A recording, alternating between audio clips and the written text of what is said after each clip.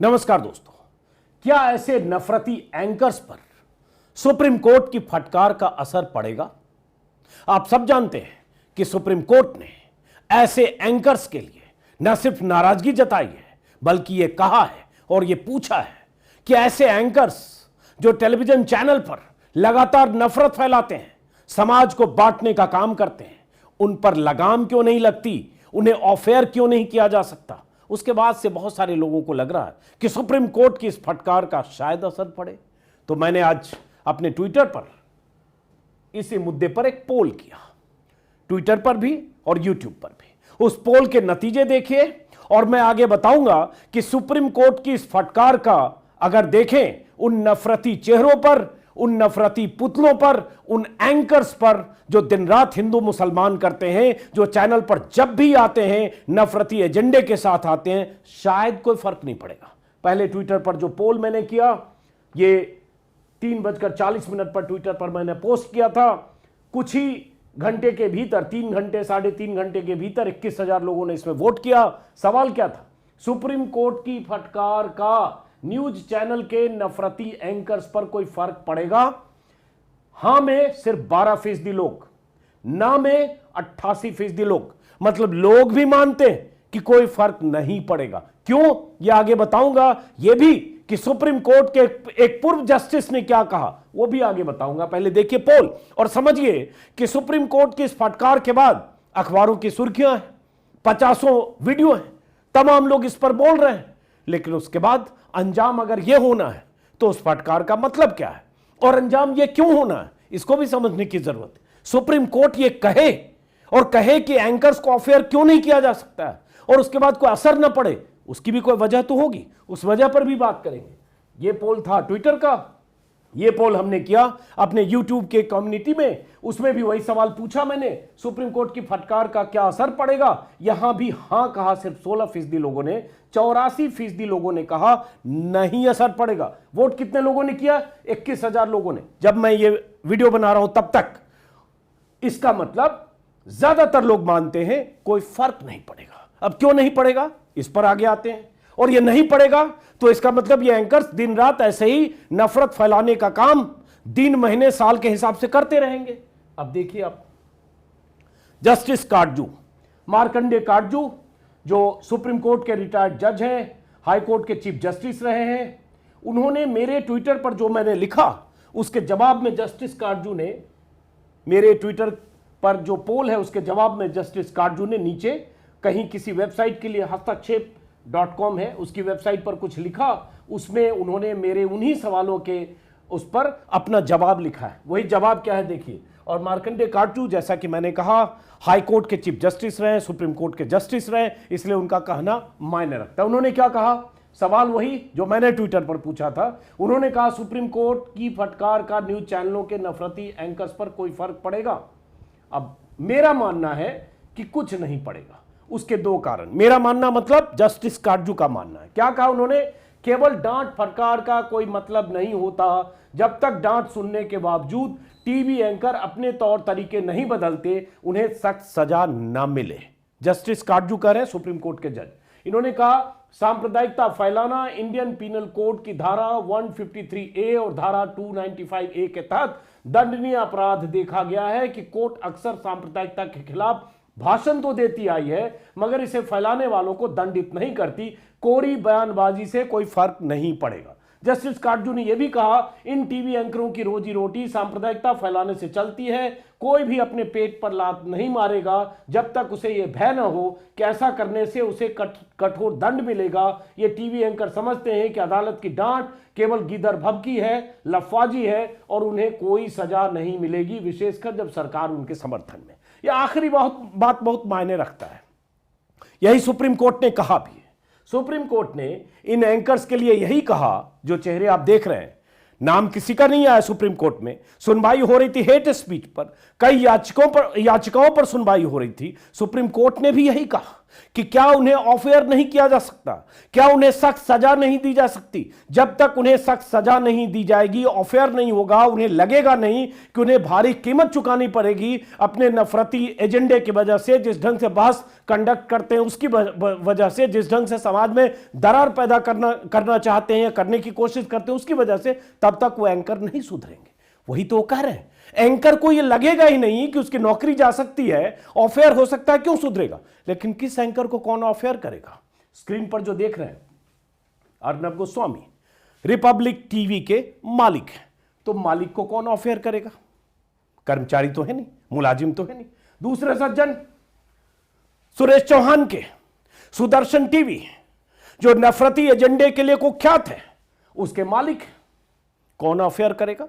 जो मालिक है वही अगर नफरती एजेंडा चला रहा है, वही अगर हिंदू मुसलमान कर रहा है, वही अगर देश और समाज को बांटने की बात कर रहा है, वही अगर देश के भाईचारे को पलीता लगा रहा है, तो उसे ऑफेयर कौन करेगा?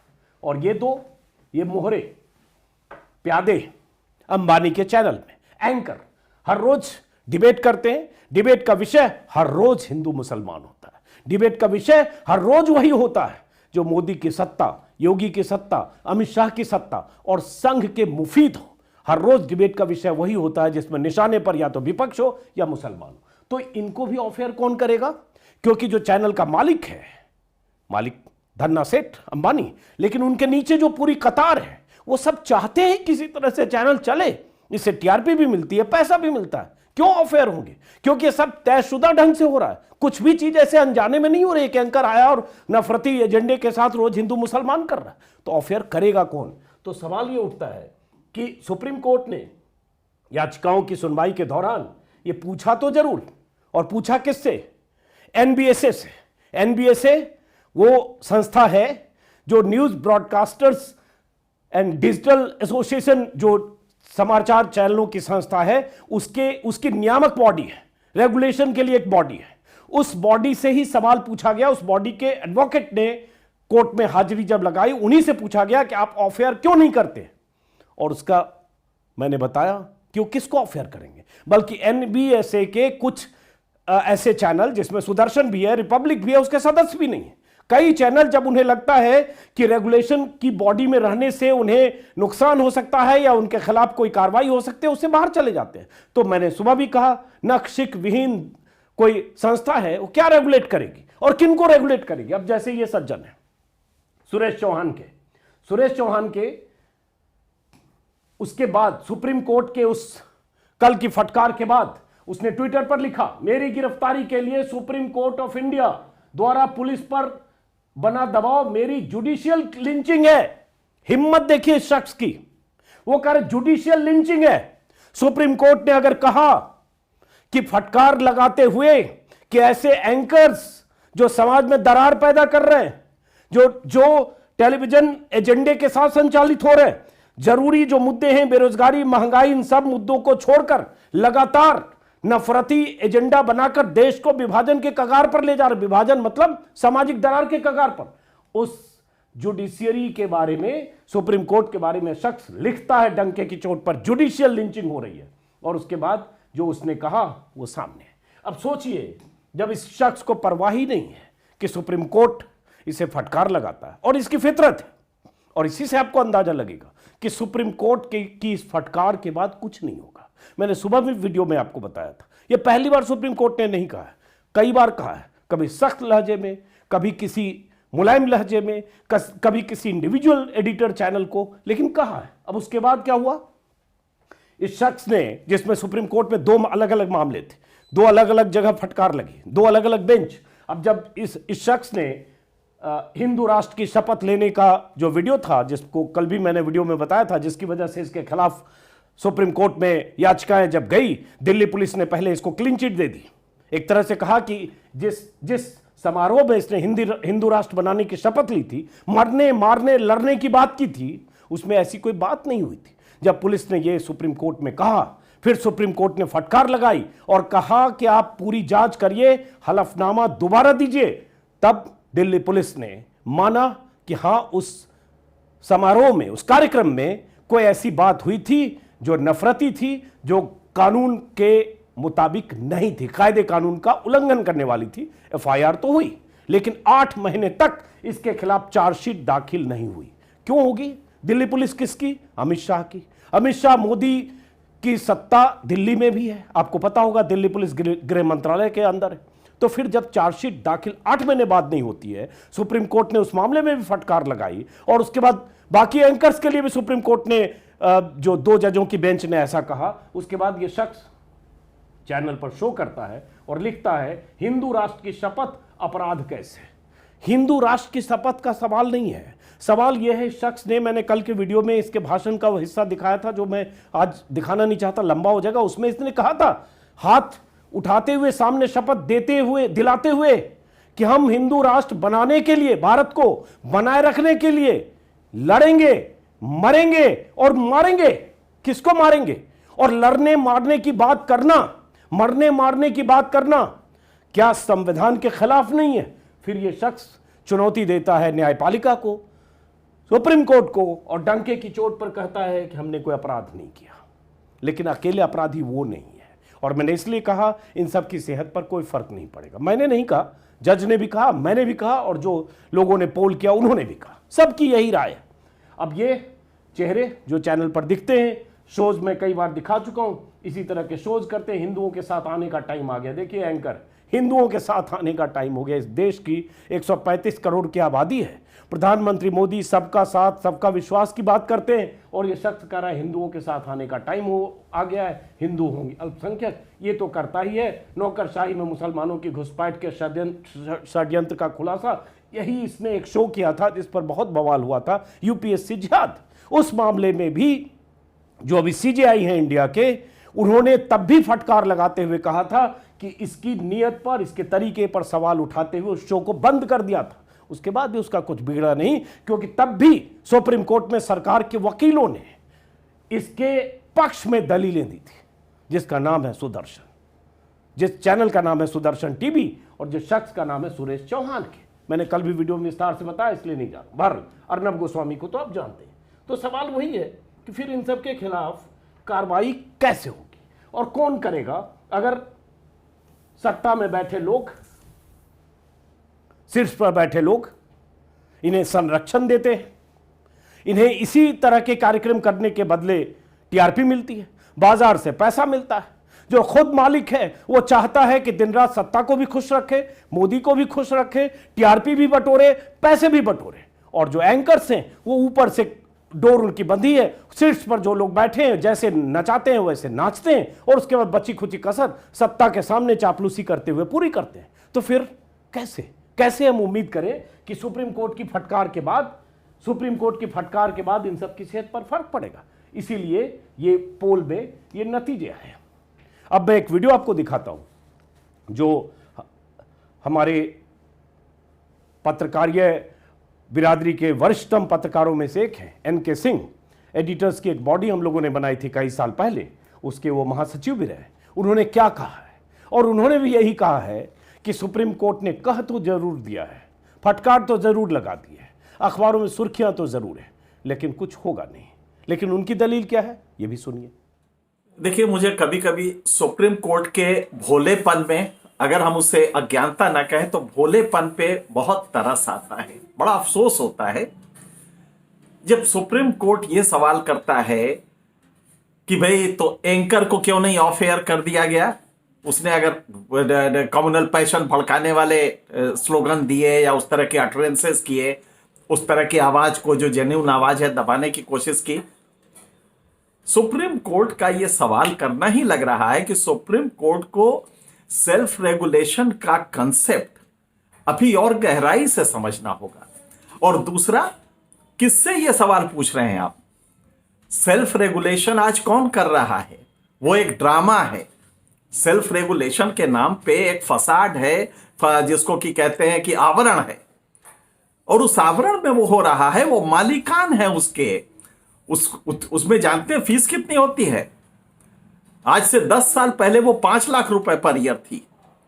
तो उसमें मालिकान की बॉडी है। अब जरा सोचिए आप, मालिकान सेल्फ रेगुलेशन कैसे करेगा? सेल्फ रेगुलेशन एक बड़ा नायाब कंसेप्ट है, जिसमें आत्म सुधार के लिए, आत्मोत्थान, आत्म सुधार के लिए आप अपनी गलतियों को सुधारते हैं।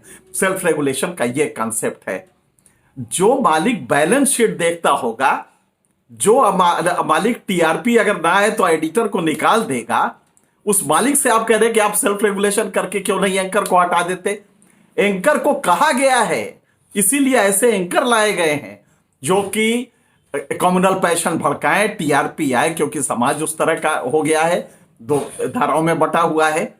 तो लिहाजा आप किससे कह रहे हैं सेल्फ रेगुलेशन भारत में फेल हो गया, क्योंकि इस कॉन्सेप्ट के पीछे था कि इसको बैलेंस शीट देखने वाला नहीं करेगा।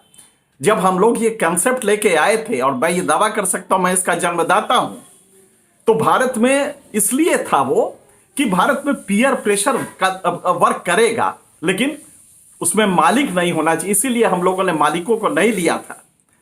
आज मालिक सेल्फ रेगुलेशन कर रहा है और वो दावा करता है वो सेल्फ रेगुलेशन करे। वो तो सेल्फ रेगुलेशन का के कॉन्ट्रडिक्टरी है, म्यूचुअली एक्सक्लूसिव है। मालिक जो बैलेंस शीट देखता है, उस मालिक से आप कह रहे हैं कि आप सेल्फ आत्मोत्थान कीजिए, आत्म सुधार कीजिए। अरे वो तो टीआरपी के लिए बैठा है ताकि उसका लाभ हो। ये प्रोफेशनल्स के लिए था। अनफॉर्चुनेटली आज भारत में प्रोफेशनल एडिटर्स हैं, वो भी विचारधाराओं में बट गए हैं।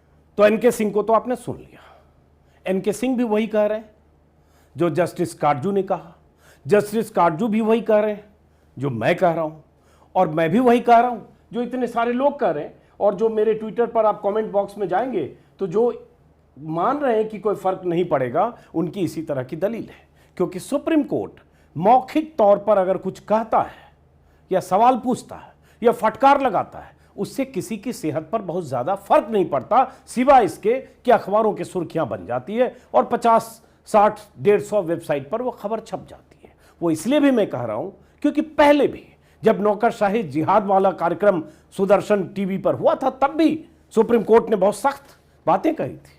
और अब कल सुप्रीम कोर्ट ने यह सब तो कहा ही है कि ये टीवी चैनल एक पक्ष के लोगों को म्यूट कर देते हैं, दूसरे पक्ष को लगातार बोलने देते हैं, एंकर्स को जिस तरह से कंट्रोल करना चाहिए डिबेट वैसे कंट्रोल नहीं करते, और बाकी समस्याओं पर बात नहीं करते जो देश की जरूरी समस्याएं हैं, और अभिव्यक्ति की आज़ादी का बेजा इस्तेमाल करते हैं।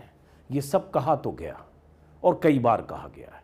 इस बार हो सकता है ज़्यादा तल्खी के साथ सुप्रीम कोर्ट ने कहा है, लेकिन उसके बाद क्या यह मामला सिर्फ कहने भर रहेगा या किसी की सेहत पर कोई फर्क पड़ेगा?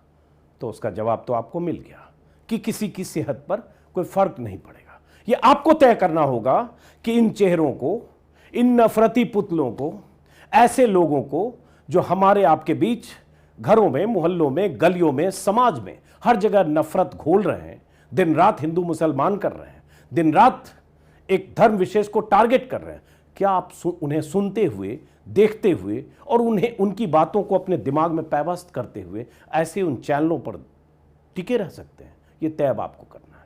फिलहाल इस वीडियो को खत्म करता हूं दोस्तों एक जानकारी के साथ कि एक मेरा व्हाट्सएप नंबर है, और वो नंबर स्क्रीन पर मैं दे रहा हूं कि अगर आप कोई जानकारी, कोई वीडियो अपने इलाके के बारे में बताना चाहें, हालांकि नंबर फिर मैं कहूं ये मेरी टीम का नंबर है, इस नंबर पर मेरे से आपकी बात नहीं हो पाएगी। आप सिर्फ टेक्स्ट के लिए या वीडियो के लिए, व्हाट्सएप के लिए इसका इस्तेमाल करें। नंबर है 880090074746। इसका इस्तेमाल कर सकते हैं सूचनाएं देने के लिए। इसलिए इस नंबर पर कॉल ना करें, बहुत सारे हज़ारों लोग कॉल करने लगते हैं और ये नंबर मेरे पास नहीं होता। ये बार बार मैं रिपीट करता हूँ, ये अनआंसर्ड कॉल होगा अगर आप कॉल करेंगे। लेकिन हाँ, अगर आप कुछ सूचना देना चाहें, आपके इलाके की कोई जानकारी देना चाहें, कोई वीडियो भेजना चाहें, आप भेज सकते हैं। फिलहाल इस वीडियो को ख़त्म करते हुए एक अपील कि आपने अगर अब तक मेरे चैनल को सब्सक्राइब नहीं किया तो सब्सक्राइब करें, मुमकिन हो तो ज्वाइन बटन दबाएं और सहयोग करें। नमस्कार।